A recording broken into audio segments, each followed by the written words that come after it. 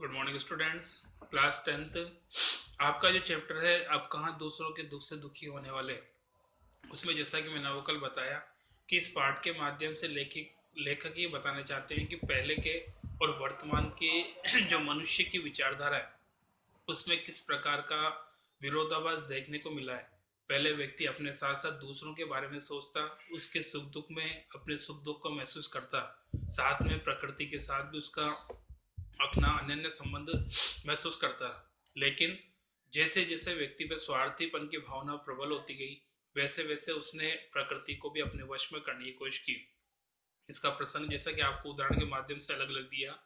जैसा कि पहला उदाहरण आपको दिया सोलोमन और सुलेमान के माध्यम से, जिन्होंने एक छोटी सी चींटी के बारे में भी अपने मन में विचार रखा, उसके प्रति प्रेम रखा, उसकी जीवन रक्षा की बात कही। दूसरा प्रसंग चींटे के माध्यम से शेख अयाज का है, जिन्होंने उसे घर पे पहुंचाने के लिए खुद भोजन के थाल से स्वयं उठ चुके हैं और उसे घर तक पहुंचाने की बात रखते हैं। तीसरा प्रसंग यहाँ पे जैसा कि उदाहरण दिया है नूह नाम के पैगंबर का, जिन्होंने इस सत्य को माना कि वाकई में वो एक पैगंबर होने के बावजूद भी एक जीव में और दूसरे जीव में आपस में भेद मानते हैं, और उस कुत्ते की बात को सुनकर उन्हें अपनी गलती का पछतावा होता है।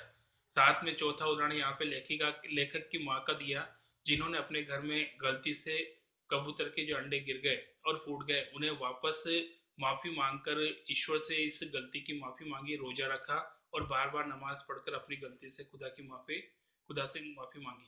तो ये उदाहरण ये सिद्ध करता है कि किस प्रकार से पहले का व्यक्ति अपने साथ साथ अन्य जीव जंतु के बारे में सोचता था।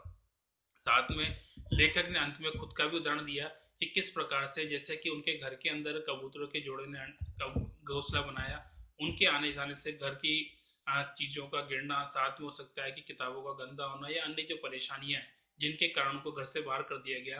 तो लेखक खुद कहता है कि वाकई में एक बहुत बड़ा बदलाव है पहले के और आज के बदलाव में, कि पहले जैसा व्यक्ति था वैसा आज नहीं। अब एक क्वेश्चन आंसर। फर्स्ट क्वेश्चन है, बड़े बड़े बिल्डर समुद्र को पीछे क्यों धकेल रहे थे। यहाँ पे जैसा कि प्रसंग आता है कि मनुष्य ने प्रकृति को अपने वश में करने की कोशिश की, तो बड़े बड़े बिल्डर समुद्र को पीछे धकेल कर उसकी जमीन हथिया रहे थे, ताकि वे वहां अपनी बड़ी बड़ी इमारतें खड़ी करके ढेर सारा धन कमा सके। क्योंकि आपने बहुत सी बार देखा होगा समुद्र के किनारे बड़ी बड़ी बिल्डिंगें बनती है और उनका मकसद अपना रुपया पैसा कमाना होता है। लेखक का घर किस शहर में था। सेकंड क्वेश्चन है, आंसर है लेखक का घर ग्वालियर में था, अब वह मुंबई में वर्सोवा में रहता है। यहाँ पे जैसे पहले ग्वालियर, ग्वालियर से मुंबई और मुंबई में वर्सोवा में। नेक्स्ट आता है थर्ड, जीवन कैसे घरों में सिमटने लगा है।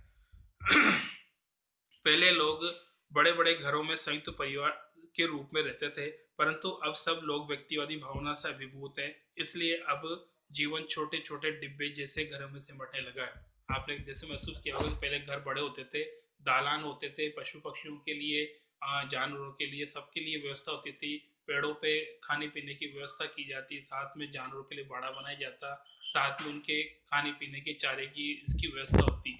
ये सब उस घर में होता था। आजकल ऐसा नहीं है। आजकल आपको देखते हो कि फ्लैट है, हो सकता है कि मकान होते हैं, छोटे होते हैं, जिनमें इतनी जगह नहीं होती कि इन सबकी व्यवस्था हो सके, क्योंकि आज व्यक्ति सिर्फ अपने तक सीमित हो गया है, अन्य के बारे में सोचने का उसका विचार उसने त्याग दिया। नेक्स्ट क्वेश्चन 4, कबूतर परेशानी में इधर उधर क्यों फड़फड़ा रहे थे। कबूतर परेशानी में इसलिए फड़फड़ा रहे थे क्योंकि उनके अब दोनों अंडे फूट गए थे। एक को बिल्ली ने खा लिया था, तो दूसरा लेखक की माँ के हाथ से गलती से टूट गया था। यहाँ पे जैसा कि आप बताया था कि लेखक की माँ ने उस दूसरे अंडे को बचाने की कोशिश की, लेकिन वो गलती से बच नहीं पाया, बल्कि वो नीचे आकर फूट गया, और उसी की गलती की सजा या पछतावा वो बार बार करती है अपने मन में, और खुद नमाज पढ़ के खुदा से अपनी इस गलती की माफी मांगती है और दिन भर का रोजा रखती है। नेक्स्ट लिखित, अरब में लश्कर को नूह के नाम से क्यों याद करते हैं। यहाँ पे जैसा कि क्वेश्चन फर्स्ट लिखित का, कि अरब में लश्कर को नूह के नाम से इसलिए याद किया जाता है क्योंकि वे सारी उम्र रोते रहे।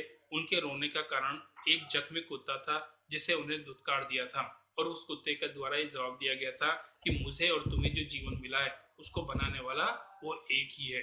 तो इस प्रकार से अंतर रखना गलत है। नेक्स्ट क्वेश्चन नंबर 2, लेखक की माँ किस समय पेड़ों के पत्ते तोड़ने को मना करती थी और क्यों। आंसर है, लेखक की माँ सूरज ढलने के बाद पेड़ों से पत्ते तोड़ने को मना करती थी। उनका कहना था कि इससे पेड़ रोते हैं और बददुआ देते हैं। क्वेश्चन नंबर 3, प्रकृति में आए असंतुलन का क्या परिणाम हुआ? आंसर है, प्रकृति में आए असंतुलन का दुष्परिणाम यह हुआ कि मौसम अनिश्चित हो गया।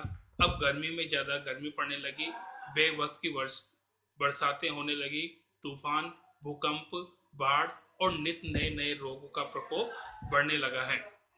ये सब हम खुद मानते हैं कि वाकई में जो प्रकृति में जो बदलाव आ रहा है उसके लिए मनुष्य जिम्मेदार है, और ये जो नए नए प्रकार की समस्या हैं ये सारी सारी मनुष्य की खुद की ईजाद की हुई है। मनुष्य खुद अपने पैरों पर कुल्हाड़ी मार रहा है। नेचर को कंट्रोल करने की जो भावना है वो उसी का दुष्परिणाम से भुगतना पड़ रहा है। नेक्स्ट, लेखक की माँ ने पूरे दिन का रोजा क्यों रखा? आंसर है, लेखक की माँ कबूतर के लेखक की माँ कबूतर के एक अंडे को बिल्ली की पहुंच से दूर करने के लिए स्टूल पर चढ़कर सुरक्षित रखने लगी, परंतु वो अंडा उनके हाथ से गिरकर टूट गया। अपनी इस गलती का प्रायश्चित के लिए उन्होंने दिन भर का रोजा रखा। जैसा कि मैंने आपको पहले बता रखा है कि उनको लगता है कि जिस प्रकार पहले एक अंडा बिल्ली के द्वारा खत्म किया जा चुका है या हो सकता है खत्म हो गया, तो हो सकता है दूसरा भी नहीं हो जाए, इसकी रक्षा करने की वो कोशिश करती है, स्टूल पर चढ़कर उसको बचाने की कोशिश करती है, लेकिन वो गलती से नीचे गिरकर टूट जाता है और इसी से उसका मन में पछतावा और ग्लानि होती है। वो इसके लिए दिन भर का रोजा रखती है और बार बार नमाज पढ़कर खुदा से माफी मांगती है। नेक्स्ट क्वेश्चन 5, लेखक ने ग्वालियर से मुंबई तक किन बदलावों को महसूस किया? आंसर है, समय के साथ लेखक ने अनेक बदलाव महसूस किए। जहां पहले हरियाली थी, पशु पक्षी उन्मुक्त विचरण करते थे, उन जंगलों को काटकर चौड़ी चौड़ी सड़कें और मानव की बस्तियां बना दी गई है। आज मनुष्य आत्म केंद्रित हो गया है और सारी भावनाएं समाप्त होती जा रही है। नेक्स्ट क्वेश्चन 6, डेरा डालने से आप क्या समझते हैं, स्पष्ट कीजिए। डेरा डालने का आशय है अस्थायी रूप से बसना। अक्सर खाना बदोश जातियां डेरा डालकर रहती है क्योंकि उन्हें स्थायी घर नहीं होते। यहाँ पे जैसा कि इस पाठ के आधार पर ये कहा जा सकता है कि बड़ी बड़ी बस्तियां बनने के कारण पेड़ों के कटने से अनेक पशु पक्षियों के आश्रय छिन गए।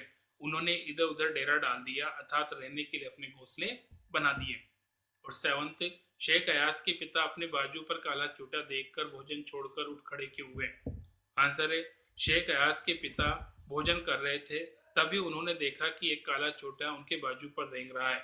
वे भोजन छोड़कर उठ खड़े हुए और माँ के पूछने पर यह कि क्या भोजन अच्छा नहीं बना, वे बोले कि यह बात नहीं है, पर मैंने किसी घर वाले को बेघर कर दिया है, मैं उसे कुएं पर उसके घर छोड़ने जा रहा हूँ।